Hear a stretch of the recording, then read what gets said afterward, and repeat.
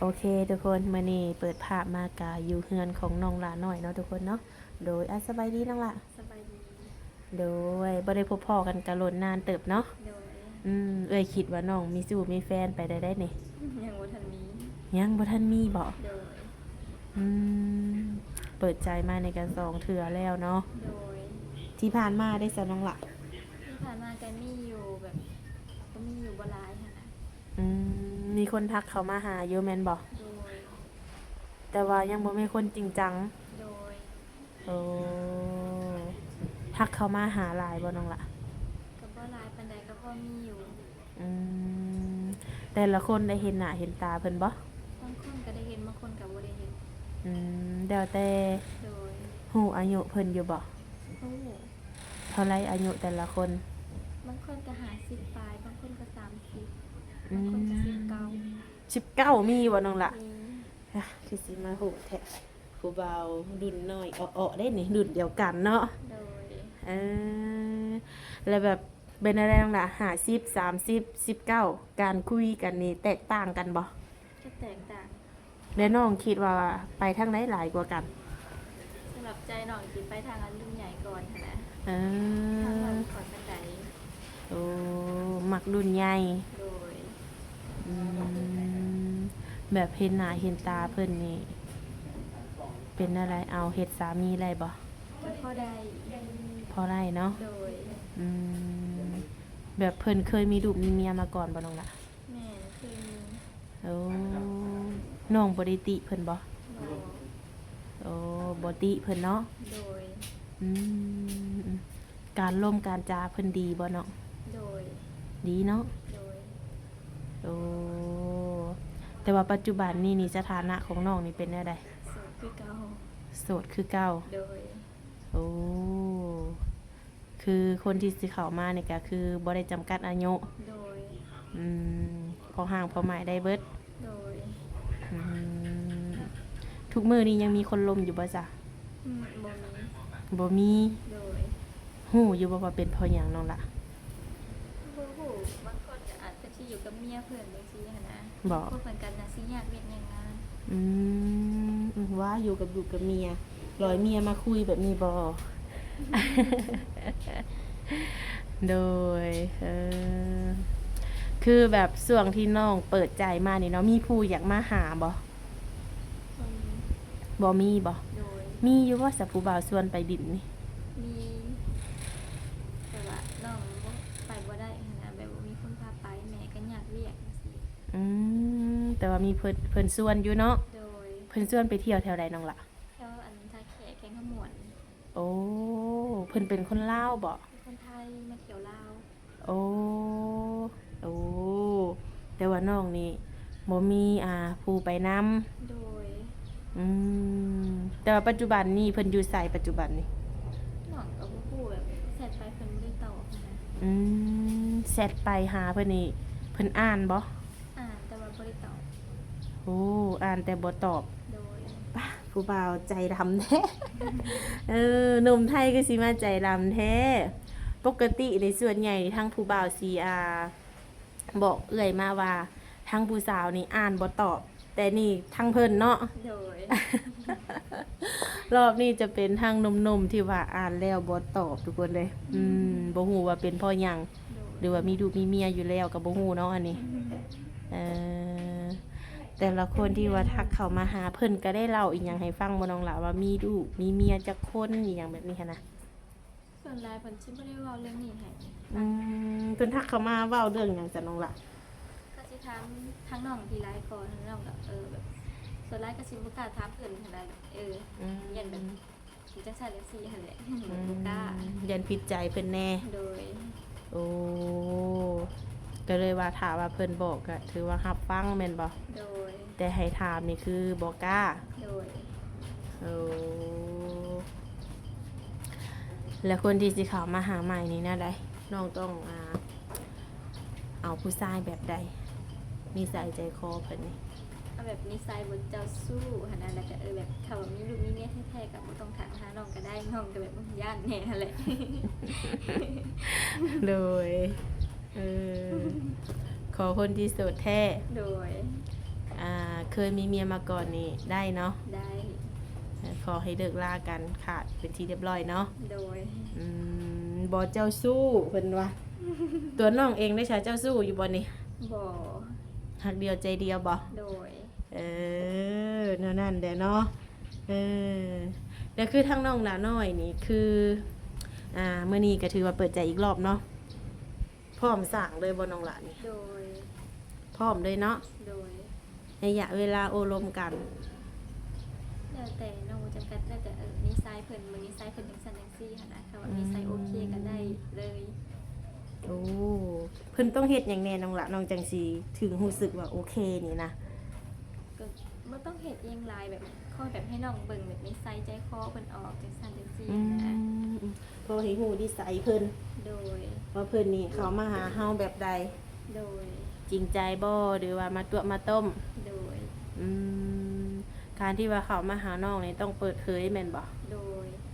บ่ปิดบังเนาะ โดย พ่อแม่เขาต้องรับรู้นํ โดย ถือว่าโอเคแล้วน้องหลานเนาะบ่มีหยังหลายเนาะ โดย กินเหล้ากินเบียร์สูบยา ได้เบิด ได้เบิดบ่ โดย อืมมีอยู่บ่รู้สึกแบบว่า ผู้ชายที่น้องแบบโอ้ผู้ชายแบบนี้บ่ถูกสตาร์ได้บ่มักเลย มีอยู่บ่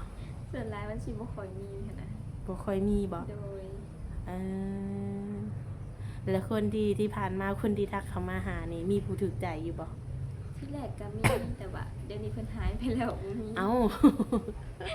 สาวลาอกหักแล้ว สร้างว่าแท้บัดนี้ ที่แรกนะมีอยู่แม่นบ่ โดย เพิ่นเป็นคนดุนน้อยดุนใหญ่น้องล่ะ รุ่นใหญ่ ดุนใหญ่ โดย โอ้เจ้าว่าน้องบ่บอกกันมักเพิ่นบ่จักเพิ่นจังเงียบหายไปเลย บอกหักเพิ่นตลอดแต่สุดท้ายเพิ่นสิแบบบ่ค่อยสนใจนะ โอ้เหมือนว่าเพิ่นอาจจะมองข้ามเฮา โดย อืมคือน้องว่าแหล้วมีคนถึกใจอยู่เนาะจะเป็นรุ่นใหญ่แต่ว่าปัจจุบันนี้นี่เพิ่นเงียบหายไปบ่บอกบ่อีหยังเฮาแต่ก็ยังมีอยู่บ่คนทักเข้ามาหานี่ ก็ช่วงนี้บ่มี เงียบเลย โดย เหงาเลยช่วง โด นี้ ย ยังหนาวอยู่เนาะเออ คือทางติดต่อน้องก็ยังคือเก่าบ่ โดย คือเก่าเนาะ กินข้าวเที่ยงเลยน้องหลานมัน กินแล้ว ได้ยังกินมัน กินปลา โอ้ปิ้งปลาซื้อหรือหาน้องละ หาเอา หาเอา โดย โอ้ไปหาทางไหนน้องละไปหา อ้ายเพิ่นเบสิกเบ็ดเอา อืมโดยทั้งพ่อทั้งแม่ได้อยู่เฮือนบ่มื้อนี้อยู่หน้าคือเก่า โดย อืมโดยมื้อนี้ก็อยู่เฮือนกับไผมื้อนี้ อยู่กับเอื้อย อยู่กับเอื้อยเนาะ โดย อืมถ้าว่าน้องมีครอบครัวหรือว่ามีสามีนี่ทั้งแม่เพิ่นก็พร้อมอยู่แล้วเนาะ โดย ยังแต่ลูกเขยยังบ่ทันพร้อม บ่ฮู้ว่าลูกเขยไปอยู่ไสเนาะ โดย พาออกมาเด้อค่าร้องน้องหลานน้อยตั้งไว้ที่เท่าใดเนี่ย ประมาณ 2-3 แสนถ้าว่าแบบเพิ่นแบบสู่บ่ไหวก็ลดให้ได้ 2-3 แสน โดย 2 แสนหรือสักน้องละ ก็ประมาณ2 แสนนี่แหละ 2 แสนมีคำบ่คำเท่าไหร่ อันนี้เรากับหมู่ บ่ฮู้แต่ว่ามี โดย แต่ว่าก็ต้องมีงัวมีหมูแม่นบ่ โดย 2 แสนนี่ถามว่าเพิ่นต่อรุดไล่แม่นบ่ ได้ อันนี้คือว่าเผื่อเนาะ โดย เผื่อว่าหนุ่มๆเพิ่นอาจจะสวยก็มีเนาะบางคนถ้าเกิดว่ามักหักกันด้วยใจอาจจะดุดออกมาให้ก็มีเนาะน้องละ โดย กันบ่มีอย่างแน่นอนเนาะคือแบบว่าเนาะหนุ่มๆแต่ละคนที่ว่าทักเข้ามาหาน้องนี่เนาะคือการร่วมกันจาของเพิ่นแต่ละคนก็บ่คือกันอยู่แล้วแม่นบ่ โดย ส่วนหลายนี่น้องสินักแน่นไปทางอายุหลาย โดย คือน้องบ่อายหมู่บ่น้องละ บ่อาย อืมยันว่าอายุ19คือว่ามีผู้บ่าว60แบบนี้ค่ะนะ น้องบ่สนอยู่แล้ว อืมบ่สนบ่แคร์อยู่แล้วเนาะ โดย ขอแค่ว่าคนนั้นเข้ามาแล้วดูแลเขาได้เนาะคือค่าใช้จ่ายของน้องแต่ละเดือนนี้เบิดเท่าไหร่ แต่ละเดือนส่วนหลายหนึ่งก็แบบบ่ค่อยได้ซื้อหยังแบบส่วนน้องก็แบบค่อนข้างยากนิดนึงนะ อืม ก็แบบส่วนหลายก็บ่ได้ซื้อหยังหลายดอกเงินเบิดแต่ว่ามีเงินกับซื้อเครื่องแต่งหน้าอย่างเนี้ยก็4-5แสนเท่า อื นี้ มส่วนตัวน้องนี่เบิดอยู่บ่ล้าน2ล้านน้องล่ะ บ่เบิดบ่ฮอด บ่ฮอดบ่ โดย โอ้ถ้าว่าให้ผู้บ่าวดูแลนี่ต้องการเดือนละเท่าใด แล้วแต่เพิ่นสิให้แล้วน้องก็บ่กล้าห้องขอไอ้สิ อืมเดี๋ยวแต่เพิ่นสิให้แม่นบ่ โดย โอ้ถ้าว่าเพิ่นให้เดือนละ5,000หรือเดือนละหมื่นก็แล้วแต่เพิ่น โดย โอ้ชุดเรียได้ทางเพิ่นเนาะ โดย คือว่าแล้วเฮาก็ถ้าว่าเฮาสิเว้าไปเพิ่นให้เฮาบ่ได้อันนี้ก็บ่มันก็บ่นั่นอยู่แล้วเนาะน้องหลานเนาะ โดย มีแต่ว่าให้เพิ่นเสนอมาดีกว่าเนาะแต่ว่ามีอยู่ว่าผู้เสนอให้น้องนี่ บ่มี บ่มีบ่ โดย มีอยู่ว่าจะคนถามค่ะน้องนี่ ก็มีอยู่ น้องบอกเพิ่นไปอยู่บ่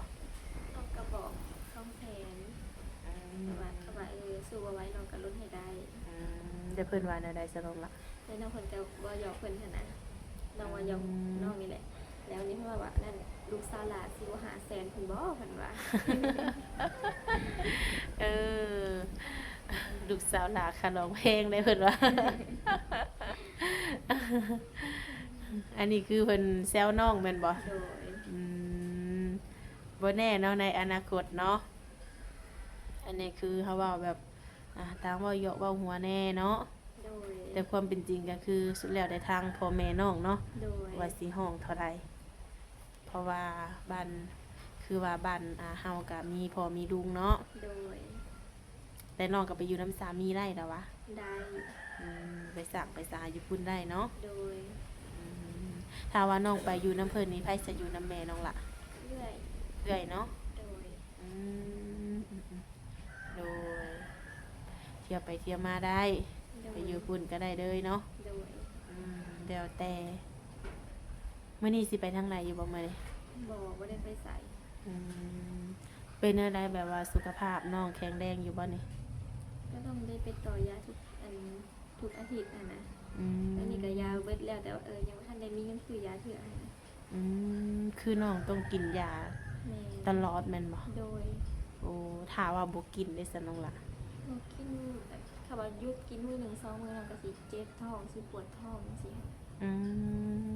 ไปตัวยาแต่ละเทื่อนี่แพงบ่ แพง ประมาณ เบิดอยู่เป็นพัน โอ้ทุกอาทิตย์แม่นบ่น้องล่ะ โดย อาทิตย์ละ1,000ซะเนาะ โดย ถ้าว่าบ่กินนี่ก็คือเจ็บ แม่น ถ้าว่ามันใหญ่ต้องเลยไปผ่าแม่นบ่ โดย โอ้มันมีวิธีอื่นอีกบ่น้องล่ะถ้าว่าเฮาบ่ผ่านี่นะ หนุ่มกับบ่ฮู้แบบกินยาก็มันบ่ค่อยเศร้านะถ้าว่าหยุดกินมันก็เจ็บคือเก่า คล้ายๆมันว่ามันเท่าไปแต่ละมื้อเนาะ โดย แต่ว่าในอนาคตเนาะถ้าว่ามีลูกมีผัวน้องก็สามารถมีลูกไล่แล้ววะ ได้ ได้เนาะ โดย ถือว่าบ่มีผลกระทบหยังเนาะ โดย ได้ตั้งเป้าหมายไว้อยู่บ่น้องหล่ะถ้าว่ามีสามีนี่สิเอาลูกจักคน ประมาณ2คน3คนนี่แหละ 2คน3คน โดย ผู้ดีงามซำนี้ โดย โดยบ่แน่เพื่อวันเฮาได้พ่อของลูกที่ดีเนาะ โดย เพิ่นเฮ็ดให้เฮาสนุกสบาย อาจจะมีหลายก็มีเนาะ โดย โดยทางติดต่ออย่างคือเก่าเนาะ โดย ถ้าว่านุ่มๆที่ว่าเห็นคลิปนี้รู้สึกว่ามักฮัก ให้ทักเข้ามานะน้องหลานเนาะ โดย ทักเข้ามาโอ้มาลมกันเบิ่งเพื่อว่าอาจจะถึกใจกันก็มีเนาะจังใดก็ไปพอกันในคลิปหน้าเด้อน้องหลานเด้อ โดย รอบนี้ให้สมหักสมหวังเนาะ โดย ให้มีสู้มีแฟนบ่ให้โสดและมันหนาวเนาะ โดย โดยสบายดีเด้อน้องหลานเด้อ ไปดี โดย